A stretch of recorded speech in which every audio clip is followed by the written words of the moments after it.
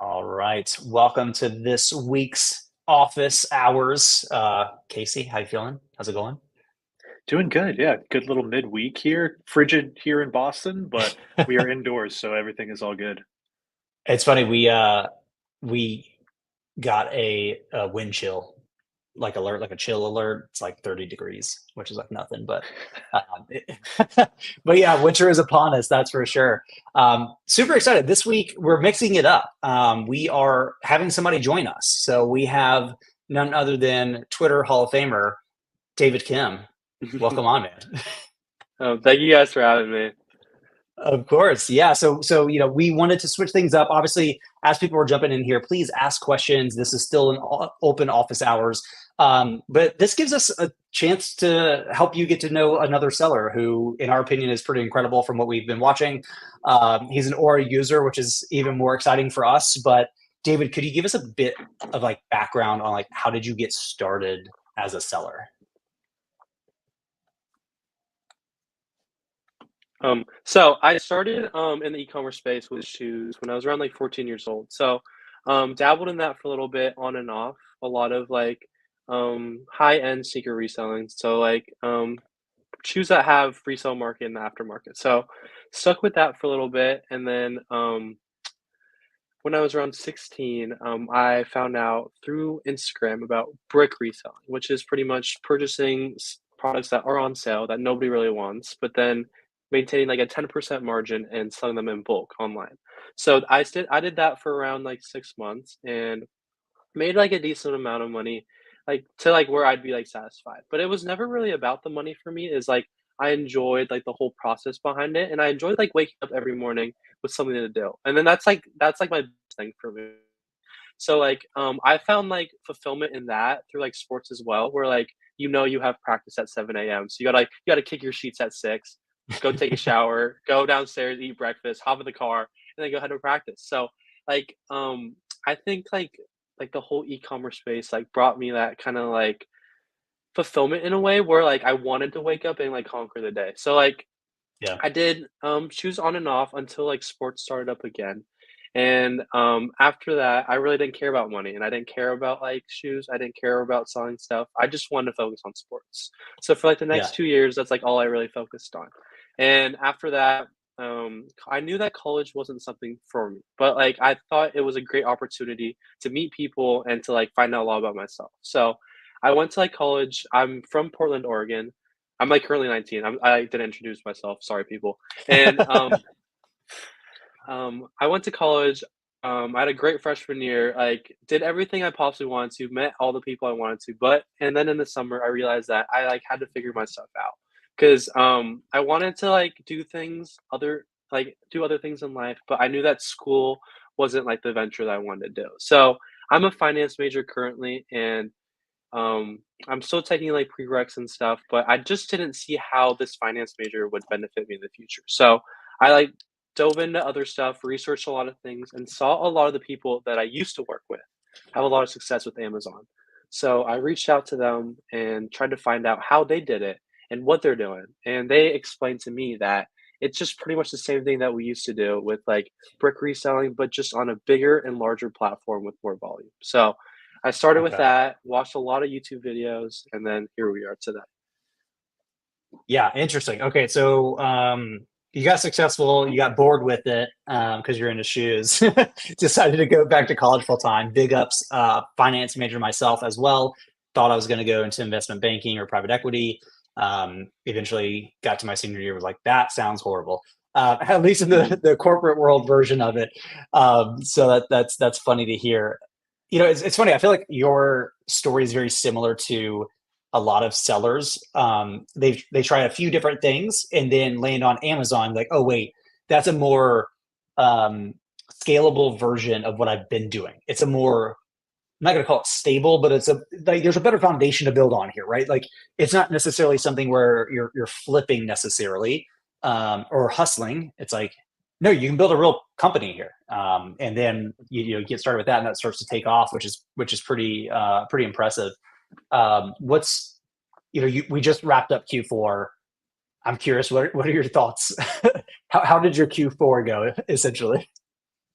For me, it was I like set a goal at the beginning of Q4 that I was going to do $200,000 in revenue and 40K in profit. I didn't really know how at that time. Okay. I just knew that I would. And I think like the most important thing is like believing in yourself that you can, and you'll find out how later. So like Mm, um I like one thing that I really did that helped me a lot was I reached out to a lot of the big time sellers and asked them what their process was, what yep. they did, and how they're looking at Q4 as a whole. And what one thing that was really interesting to me was that they explained to me, and they shared a lot because they said that you should buy ahead of time. So, for example, the bigger sales happen Black Friday to like it's like mostly in November, but they explained to me that you should get most of your buying done as soon as possible, aka October and beginning of November. So like Black Friday, I noticed that a lot of the stuff went out of stock.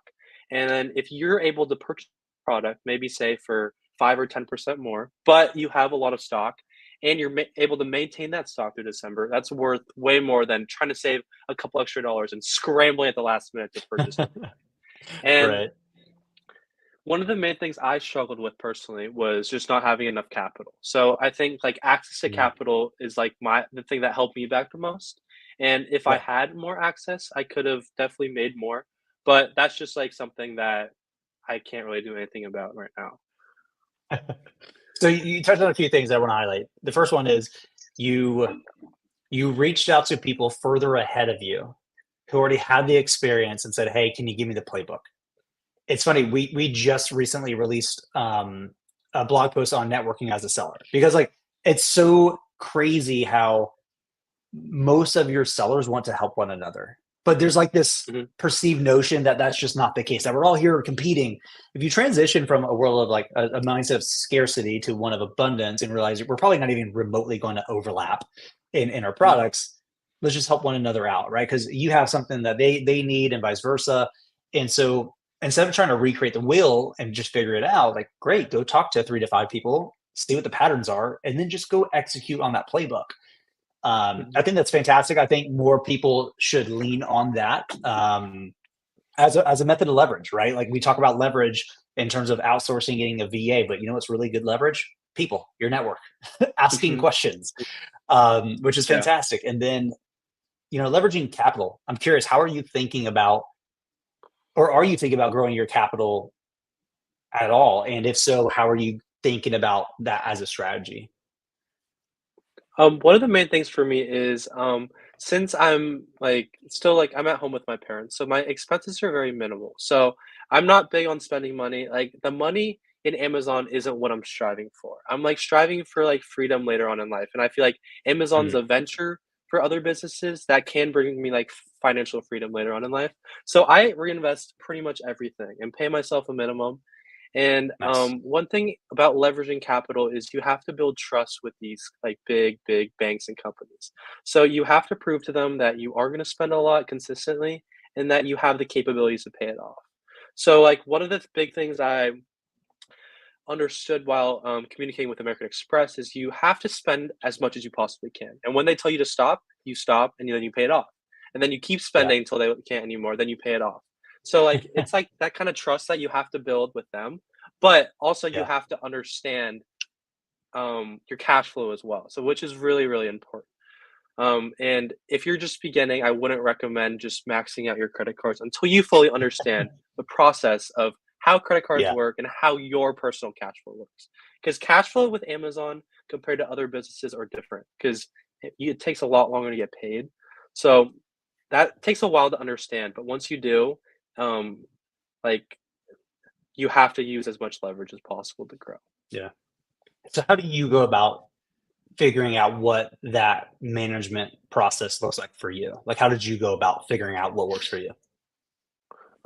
One main thing is I have what did I do? So mainly I understand how much in payments on Amazon I usually get a week and how much in payments Mhm. I get a month and calculate that and just go a little under because anything can go wrong. And pretty much Yeah. you have to play it safe in a way until you know that the risk you're getting into because any certain point Amazon can just pull the money from you because they're the bank pretty much. They pay you whenever Right. they please, and if they don't want to pay you, they don't. So that's just like when you're starting, this is a risk you have to understand. But if you Yeah. want to grow, that's something you just have to do. And um, one thing is I'm a big numbers guy. So I understand my numbers really well. And I like the past like 2 years I've been doing it. There hasn't been a single instance where I haven't been able to pay off my credit card. And there's not like a specific method, but I wouldn't say don't spend more than what you think you can and spend a little less. But really, really dive into your numbers. Just say, how much do I get paid a day? How much do I get paid a week? And what are these credit cards do? And also, one of the big things is using a credit card that extends the payback period, like the American Express Plum card, is super beneficial because it extends it from 30 to 60 days, from 60 to 90, depending on when you spend it. Nice. Oh, that's a cool hack. I like that. I haven't experienced the plum, so that's pretty cool.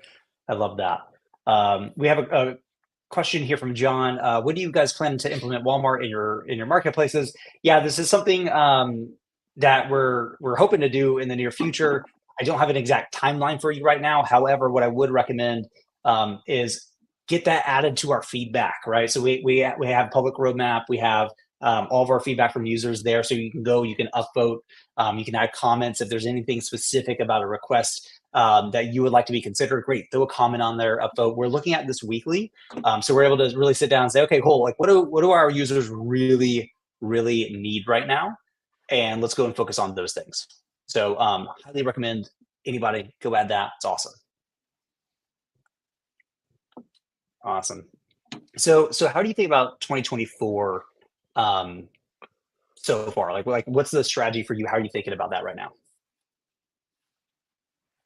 So personally, right now in January, I kind of halted spending in a way where, because spending, it's not as easy to spend. So I'm halting like my OA spend, not halting, but like minimalizing it until I find products that suit me the best. And I don't really mind sitting on capital, which is, it's a sign that your business is profitable. So I don't think that's bad in a way at all. And I'm really like figuring out my admin stuff. So I'm really looking at outsourcing that, like sorting emails, Hmm. like doing like buy sheets and my spreadsheets and stuff that I don't really have to do, and teaching someone else to do that. And I'm doing a lot of my reimbursement stuff this month as well, to where getting back money where Amazon lost my shipments. And I've used some like other services to get reimbursements, but they're giving me trouble. So I just decided I'm gonna do it myself. Yeah.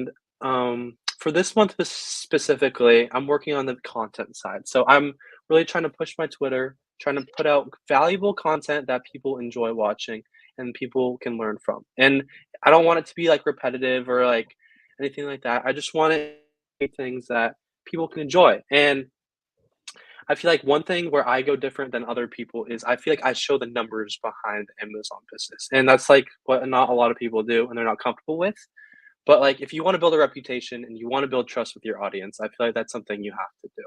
But like long term, I like want to open some good wholesale accounts this year, and I want to do 80K in profit in August and 120K in December. So those are like just like big numbers goals that I've set for myself at Okay. the beginning of the year. Nice. Okay. So you've primarily been OA and you're kind of transitioning to wholesale right now, right?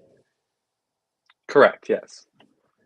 How do you feel about going into that transition? I feel like a lot of times, even from personal experience, it's a bit overwhelming because it's such a Mhm. different business model. It's a different process than buying things on the computer.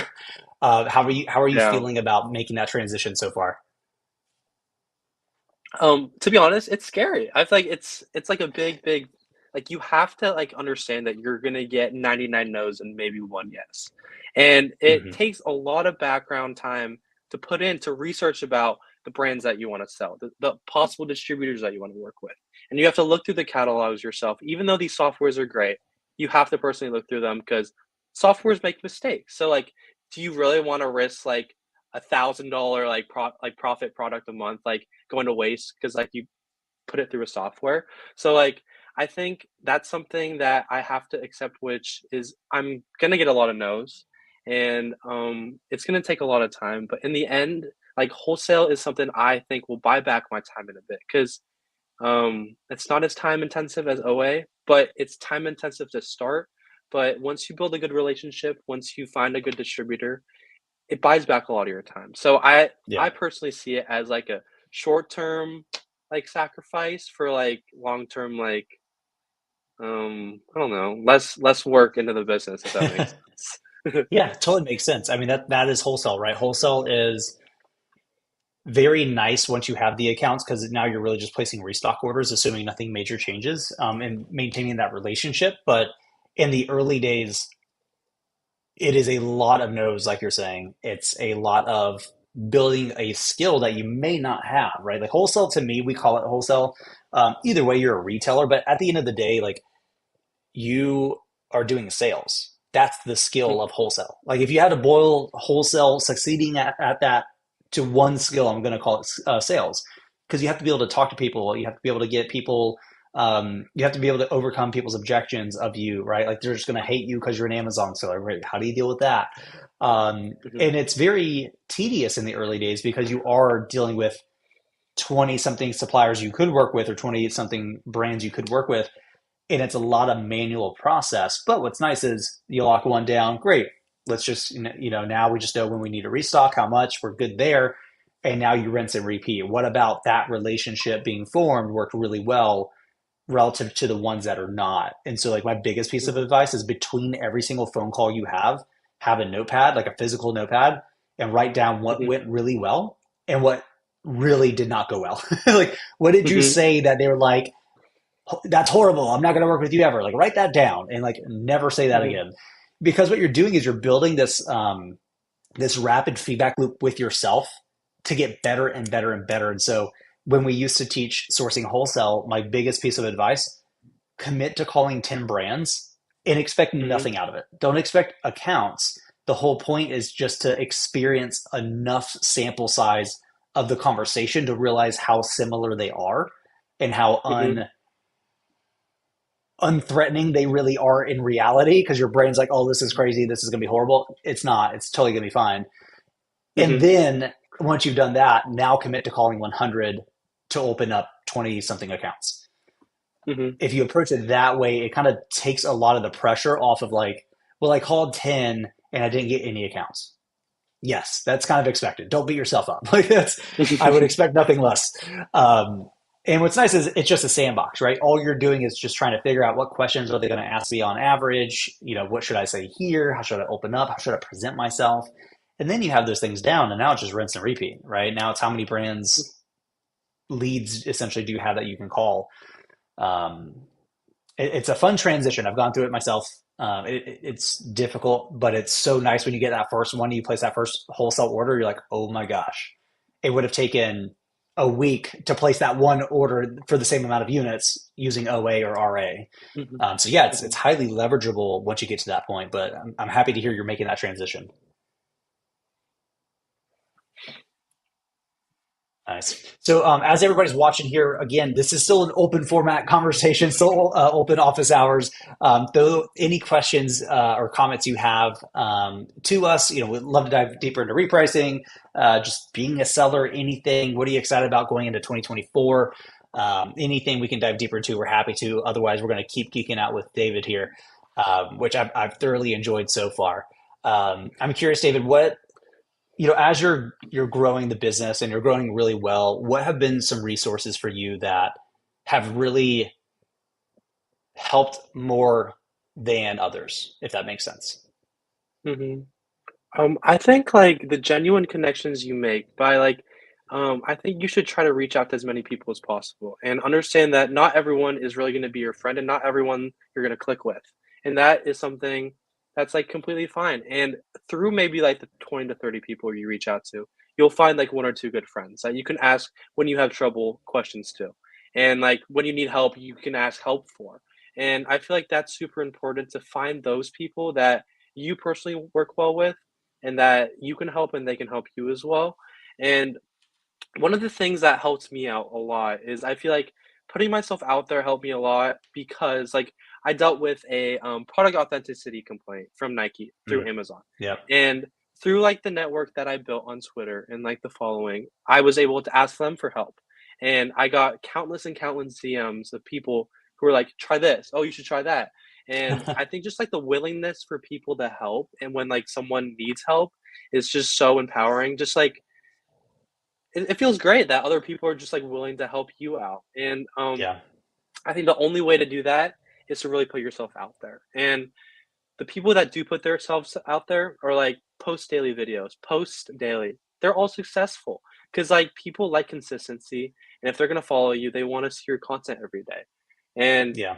I think that's like my biggest like what I credit my success the most to is probably putting myself out there and like not being scared of what other people may think and just putting myself out there for who I am, and the people that want to follow me, they like what I'm doing, will just give me a follow, and that's all that really matters to me. Yeah. Nice. No, no, I can appreciate that. I think it's kind of like when you go to the gym the first time, right? There's like this preconceived notion of like everybody's looking at me and blah blah. It's like, and then you realize nobody cares more about themselves than them. So like they're Hmm. focusing more on them than they are you. And it's kind of the same thing being a Yeah. seller, right? It's always like, well, what if I mess up or what if I look stupid?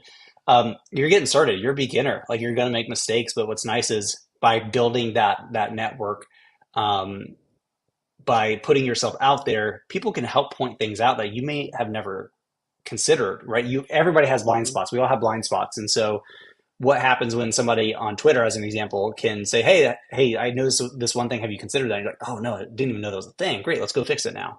Hmm. And so like kind of taking a little bit of ego out of the way, I guess, and just saying, I'm just going to share my journey and what I'm learning. It doesn't have to necessarily be that you're the next big influencer guru, but just sharing what you're experiencing, what you're learning, what problems you're struggling with. Fun fact, a lot of times you can just say, I have this problem, please help. And if you've built up a bit of a network, somebody's gonna be like, hey, I can fix that for you. And like, here's the thing to do it, Hmm. right? Or here's the answer. And that could probably take you, I don't know, 3-ish months by yourself just on Google trying to figure that out. And one tweet could have, or X post now, could have fixed it for you in 30 seconds. I mean, that's leverage. That's empowerment for sure. Um, which is pretty impressive. So, I want to kind of transition the conversation here a little bit. How did you originally find out about us at Aura? I think I watched. At first I joined like KT's coaching program, and he was KT a Hustles, yeah. huge yeah, he was a huge advocate about Aura. So that was like the only reprice I really knew of. So I got started on, and then I got onboarded for like Aura, like the beta version of Aura, and Nice, yeah. I really liked that, and it was like a huge shift as I understood that once like the for like 3 month like trial thing was over, and I have to pay full price again. And but I really enjoyed it. And especially in Q4, it was great to see that it was really working the way I wanted to work. So the way I set my repricer up was I wanted it to maximize at the buy box it could get, because Yeah. I like chose products that I wouldn't mind being in stock for a while, but if it was able to maximize and sell volume at the price that I wanted to, this is like the repricer I wanted to work with. And Yeah. I love like the modernness to this repricer. I love like how visually appealing it is and how easy it is to work with. And I think what I really appreciated was like the willingness for you guys to help. Like you guys send emails, you guys reach out saying, "Hey, let's set this up together. And if you have any questions, we'll help you solve them. And we'll Yeah. try to help you to the way you can maximize the software as best as possible."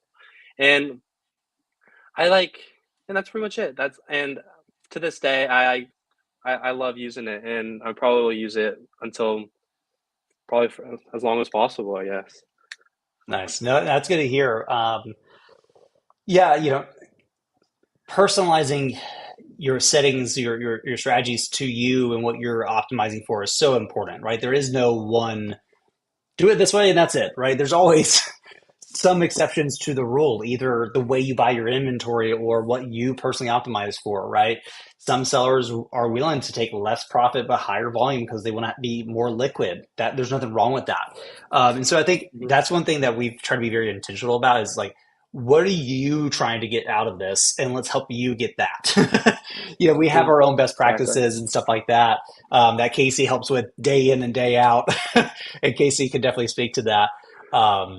But Yeah, I think the thing that has really lacked in the Amazon software space has been that level of support of just, hey, you're not in this alone. Like, what do you need help with? We're here. We got you. Whether that's an article, video, or Finn or Casey jumping into a live chat with you or a Zoom call, whatever we need Mhm. to do, let's do it. So we always think about this, this kind of hierarchy of needs, if you will, right? Like some people low touch. There's like, I'll find the article myself. Other people, a lot of hand holding, and like that's fine. We're here for that. And Mhm. Casey, I'm curious, like, actually, can you speak to kind of how we approach our success team from that kind of lens?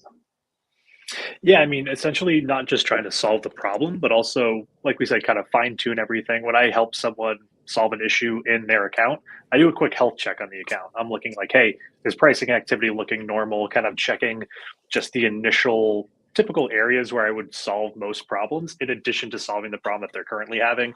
I know a lot of folks right now are migrating from legacy Aura to Aura 1.0. Everything seems to be working, but some folks I are forgetting to retoggle on repricing at the marketplace level. So just like a small detail that could obviously have a huge impact on someone's performance or someone's sales as well. So it's a kind of that combination of finding that exact solution, but then also giving that expert help. Like, hey, I see this is set up this way. If you're trying to accomplish this goal, this is actually what I recommend. So, kind of in addition to answering questions, not just answering them and letting them kind of figure it out, giving that expert advice as well to kind of make sure that they're thinking about things in a certain way or looking at things and from a different perspective that may be more impactful for the bottom line there. Nice. Yeah. Hamza has a question here. When do you plan to increase the period to at least 90 days, looking at the period of time we're showing data? Um, at least 90, very soon. There's a lot we're working on from that perspective. I can't give you a date, of course, but there's a lot more coming to the date ranges. I think last 90 is fantastic, but why not last year? Why not custom date ranges? This is something in software we do a lot ourselves, so we definitely see the value there. Again, if you haven't already, please go to feedback.goor.com. Add that as a feature request if it's not already there. If it is there, go ahead and upvote it. Add your comments. This is something that to us just seems like a no brainer. It's just in the order of prioritization. We're getting back to a place of weekly feature releases. So like change logs are rolling through weekly. So actually, we could talk about those for a moment here. It's a small one, but Casey, we get this asked for a lot. Is the horizontal scroll bar is now there, which I get it. Listen, we're a lot of us in the company we use Macs, MacBook Pros, so we tend to two finger swipe on the trackpad, or if you hold Shift and scroll on your scroll wheel, that will get you there too. Some people like a horizontal scroll bar, so that's there now, which is exciting. So yeah, we're going through these things as fast as we can, but there's a ton of awesome features here that we're sitting down prioritizing every single week and saying, great, what can we work on that adds a ton of value? Even these little small things, right? This little small thing, I think Casey, you've said you've had people jump into support and be like, hey, thanks. Or no, I think it was Keen in our Discord was somebody jumping in there and just be like, thank you for adding that. That's sick. I'm like, hey, that's awesome. I'll take it. I'm curious, David, now that you've used Aura for a period of time, um, what are some of your biggest like feature requests that you have?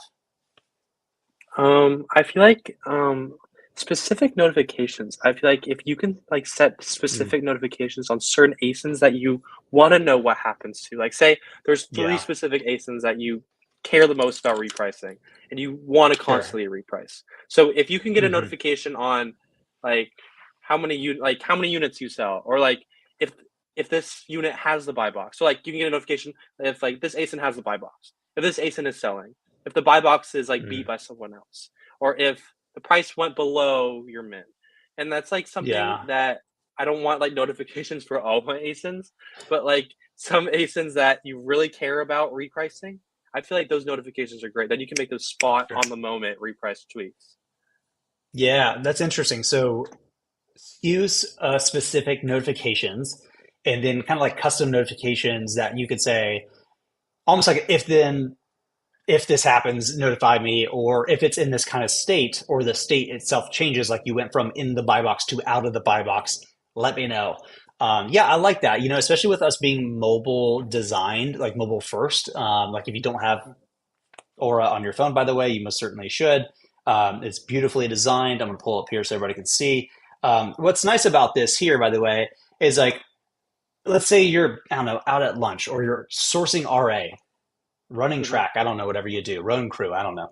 What's nice is you could you could get that notification, like, oh yeah, let me go take action on that, and just do it on your phone right then and there. Versus, I gotta wait till I get home. Let me set a reminder. Let me, snooze that email. Let me mark it unread. All the hacks. Instead, we could just link you directly to that page and have it just pull up and be like, "What do you want to get done?"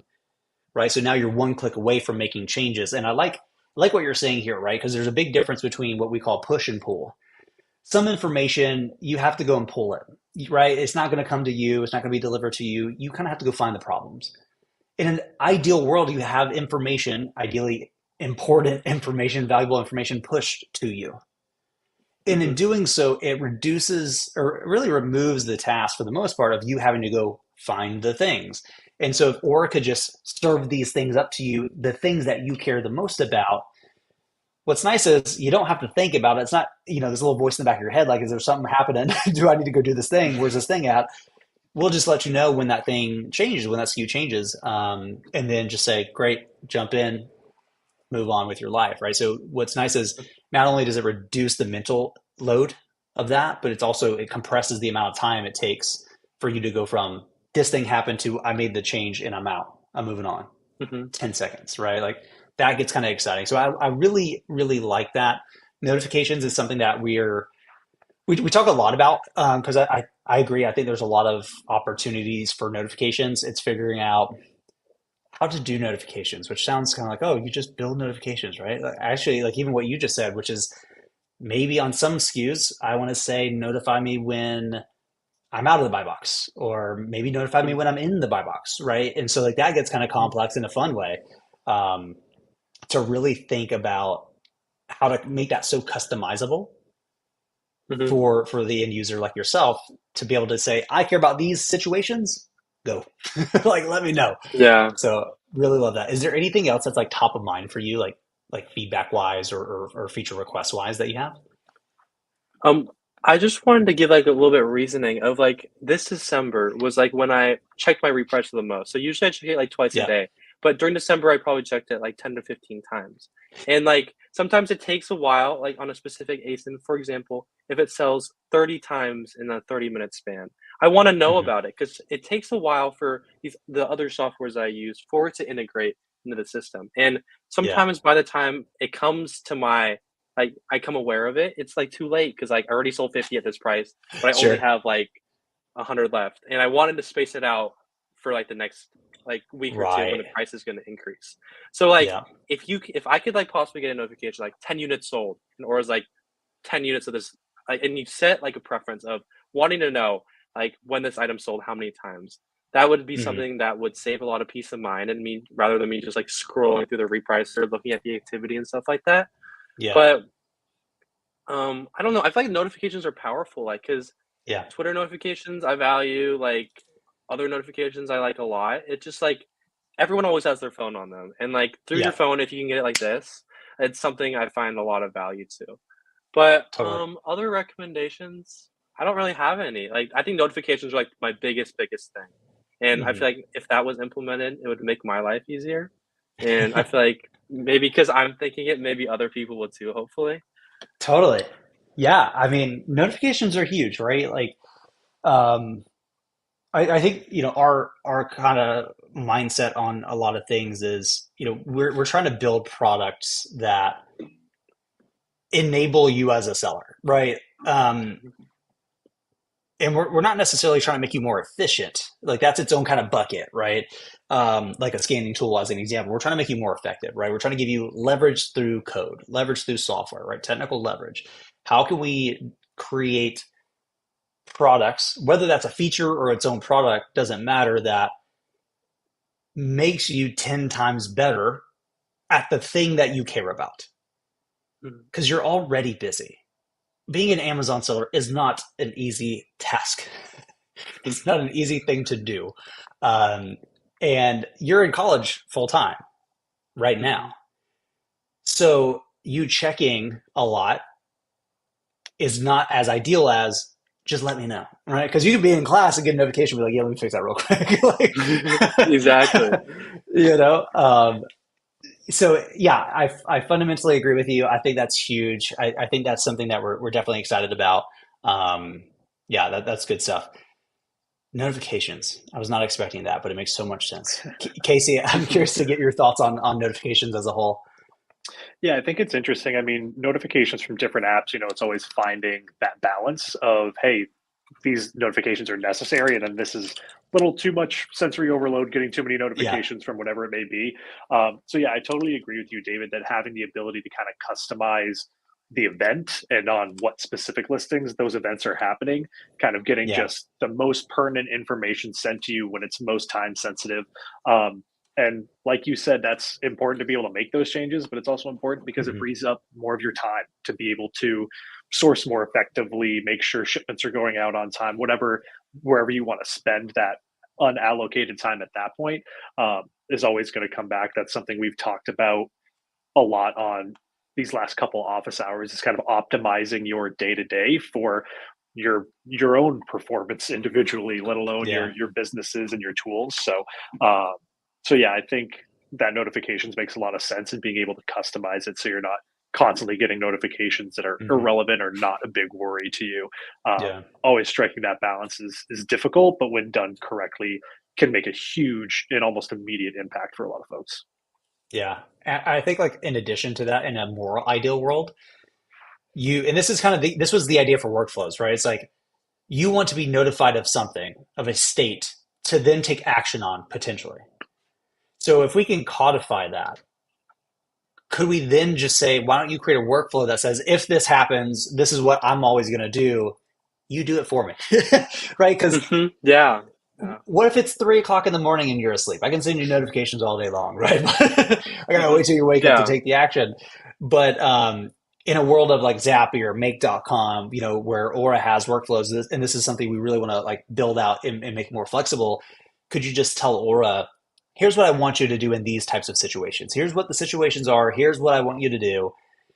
Do it for me. Because ideally, you hear this a lot as a business owner, right? Work on the business, not in the business. Well, why not work on the Mhm. software instead of in the software? Right? It's kind of same philosophy here. Um, so something to think about. Thomas Walsh here. So Walmart implementation, don't have, we did cover this at the beginning, but I wanted to highlight it because we have a lot more people jumping in here towards the end. Um, is not currently on the roadmap in terms of like we have a slotted date for this. However, if you would please, this is super helpful for us. Go to feedback.goor.com. If you see it already added, upvote it, add your comments, let us know exactly what you want from it. If you don't see it, get it added there. This is how we as a product team know exactly what our users want in a very quantitative way, so to speak. Super important. But would love to see that. And then John here, is there an Aura app on the App Store? There's not. So we were very intentional about this. It takes a lot more work, time, effort to build a natively downloadable application. Something we're probably going to do in the near future. It seems to make a lot of sense. But in the meantime, what we did is we designed something called a PWA, a progressive web app. All that means is our site knows, Aura knows, hey, I'm being displayed on a mobile phone right now. So let me give you the mobile version. So you won't download it. It's actually easier than that. If you just go to your browser, go to goor.com, log in, and then when you're on the dashboard, if you're on iOS, hit the share sheet, add to home screen, or you can bookmark it, I think, on Android. You can also go to help.goor.com and search mobile. We have an article there that shows you exactly how to add it on Android or iOS. And then it will essentially look just like a app on your phone that you will click, and that's an actual live account right now. So everything you can do on the web, you can do here, with minor exceptions. But what's nice is, yeah, most sellers are on the go more than they used to be, and in order for us to move fast, every feature we add now, for the most part, like we think about that from a mobile design perspective, and then that way when we launch it on the web app, it's kind of already there on mobile by default, which is kind of nice. So we can move way faster on getting these things out to you. But great question, love that one. See, Thomas here thinks any plans for Orchard recognize suppressed I can't read today, suppression prices and not submit a price change that will result in a suppressed buy box. Yes, Maven right now factors in suppressed buy box prices for the automatic max values that we calculate. So it will know, okay, well, that was a suppressed price. Let's try to avoid that. So as it's calculating that auto max, which we do on the fly, so in real time as things change, it's going to keep that stored in memory and just know if I go there, it's probably not going to be good. Now, it will intentionally forget that information over a period of time because those things do change. So in terms of handling suppressed buy boxes, Maven does that pretty well. It might suppress it because we didn't know, but now we do know. Awesome. Let's move forward. Happens far less, but yeah, Maven's able to essentially unsuppress buy boxes as best as it can given the limitations. But yeah, this is something we think about all the time. Suppressed buy boxes are never fun. For us, when we started in the early days with rule-based repricing strategies, it was always like, oh, what strategy do I need to create just for handling suppressed buy boxes? And we're like, you really shouldn't, right? Like the strategy should just handle that. And we actually found out, funny enough, this was not by design, but it worked out that if you had a certain combination of settings, it would automatically handle it anyways. So what we did is we would say the competition type is set to the buy box itself. And then we said, if there is no competition, lower my price by 2 pennies. And if there is no buy box, there is no competition. Therefore, that setting works. And so what's nice is that would just automatically handle suppressed buy boxes. And when they became unsuppressed, we would just reprice as normal. Now, Maven's doing that way more intentional. It's not just like, there's no buy box, go down.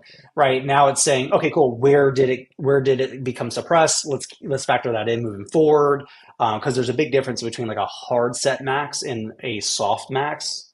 Those things can fluctuate. So there's a lot more complexity to it, obviously, but it's able to factor in a lot of those things. So, David, I'm curious, how are you thinking about suppressed buy boxes? Do you deal with those a lot? Yeah, but I also, in my general opinion, that suppressed buy box it doesn't necessarily mean that like you can't sell the product at that price. So that like Right. it just means that like Amazon just thinks that it's an unreasonable price, therefore there's no buy box for it. But like in theory, if they just press like the C buying options, they could still buy your product. And like Hmm. I've like found a lot of the times that if I personally think my price is fair and I think that's reasonable, I keep it as is because I see sales at Hmm. that given price. So like just because a Yeah. buy box is suppressed doesn't necessarily mean it's a bad thing. And I think that's like a big misconception that people like have that like no buy box means I'm not going to be able to sell the product. But if you have a good price and you have good delivery times and you have good reviews, your product will sell. It's just like in the moment you have to. Oh,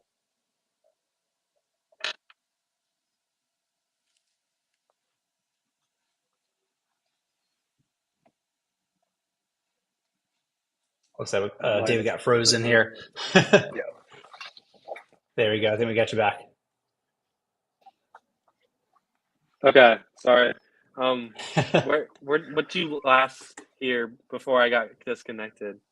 So basically, if you have a still good price and good shipping, all that stuff, you can still get sales, even if it's a suppressed buy box. Hmm.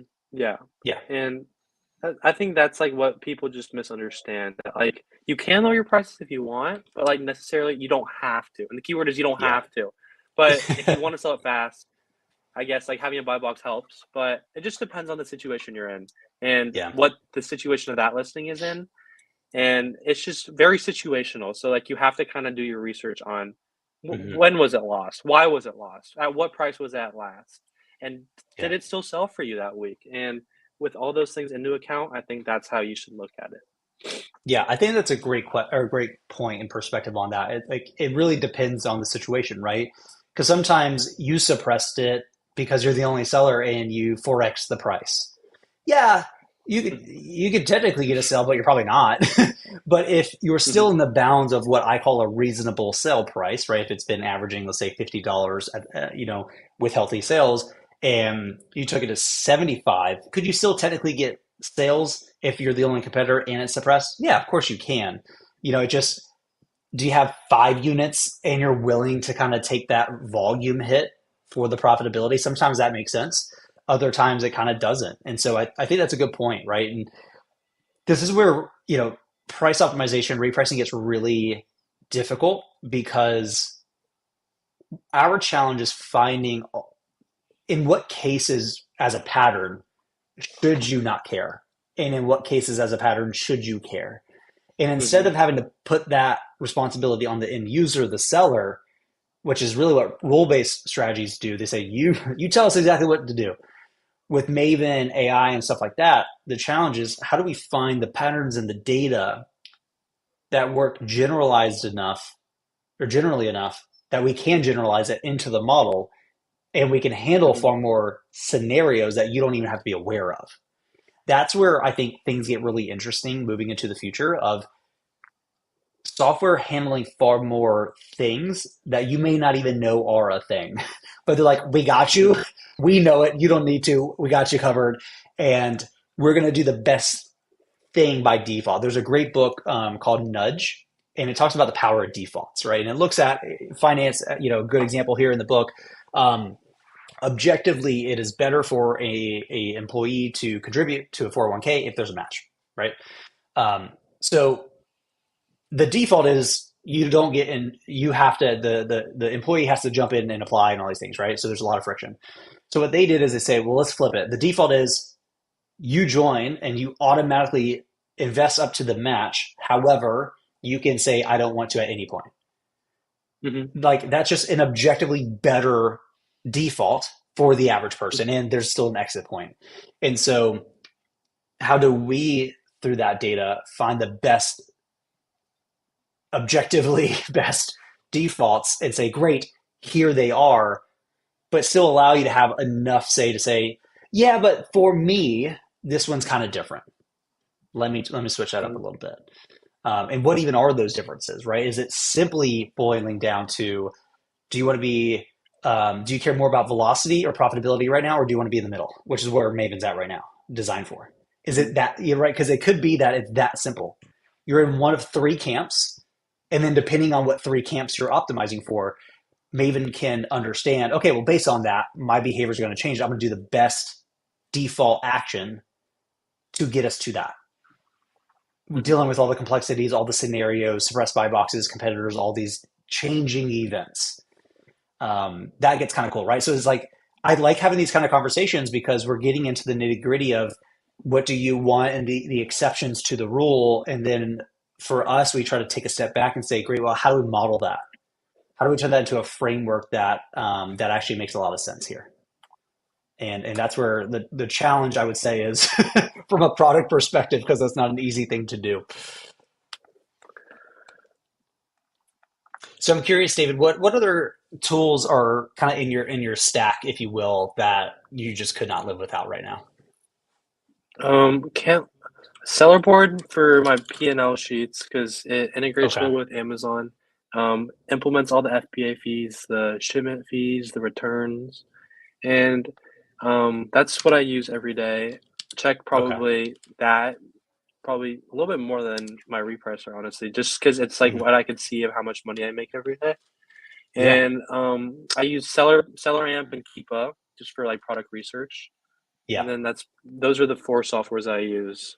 Nice. That's great. That's great. Could you imagine being a seller without Kiva? No, because I feel like when I first started, I didn't really understand Keepa, and I didn't understand what it entailed. But like, Yeah. it's more than just like product research. It's like I understand that Amazon's like data analysis. So it's like, Yeah. how well can you analyze the data given to you? And that's what separates a good seller between a great seller. It's their understanding of Right. Keepa. That's so true. I've said this time and time again, but Amazon sellers need to act more like a tech company than a e-com company in the sense of you have far more data than you could ever imagine, and especially when you get away from RA, right? Like when you take the physicality out of sourcing, um, all you are really doing is knowledge work. If we're being simplistic about it, right? You're analyzing information, making a decision, and taking an action. Like Fundamentally, that's Mhm. the back of the napkin here, right? And what's so crazy is when you view it from that way, it kind of makes you shift your perspective and then make different decisions in terms of how you approach the process or the work itself. This is why a lot of newer sellers are like, why do I need so much software to run this business?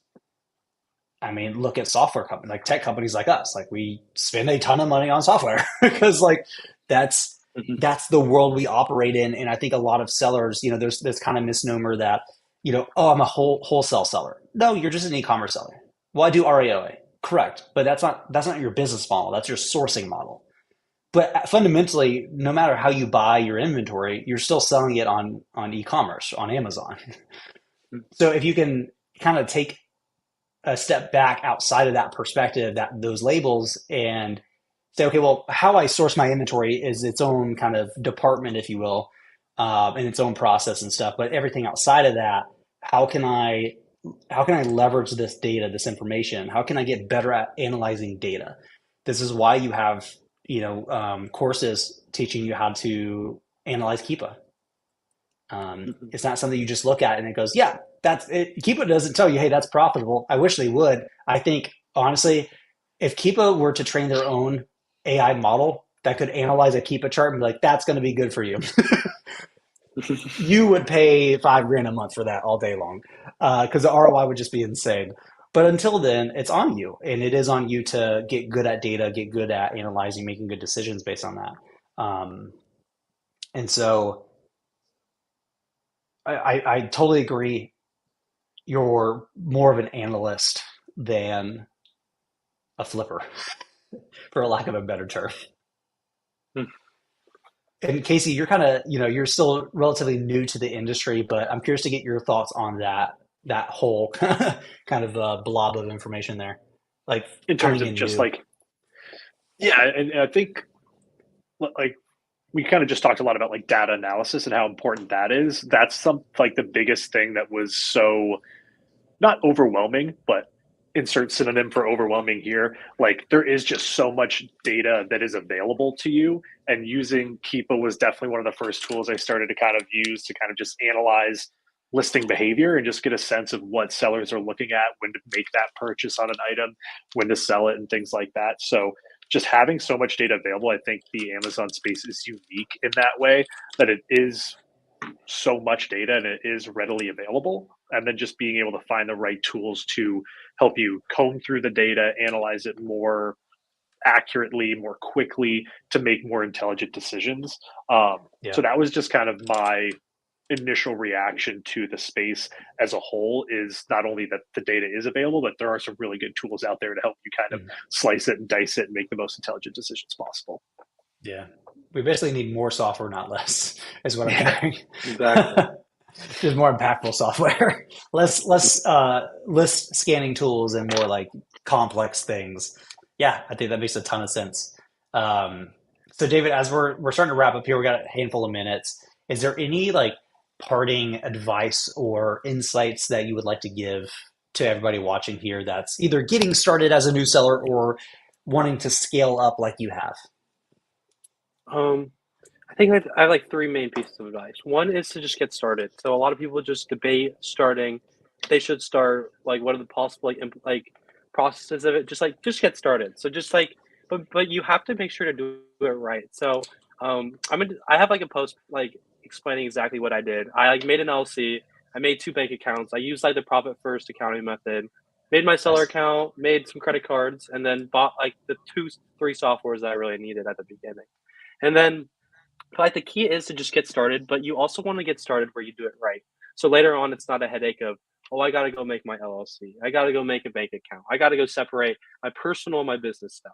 So when you start, just do it right. And I feel like that'll just eliminate a lot of headaches. And second of all, I feel like just reach out and put yourself out there. Like put a face on your Twitter account, put a name, and post content that makes you special and that differentiates you from other people, and that really like showcases your personality of who you are and what you represent and what you want to do.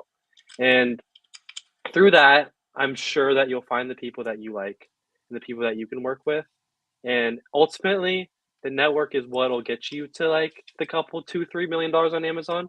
It's just like at the first couple 100,000, it's like your own knowledge. But eventually, it's just like the network of people that you constantly work with. Mhm. That's what's going to give you the most amount of success.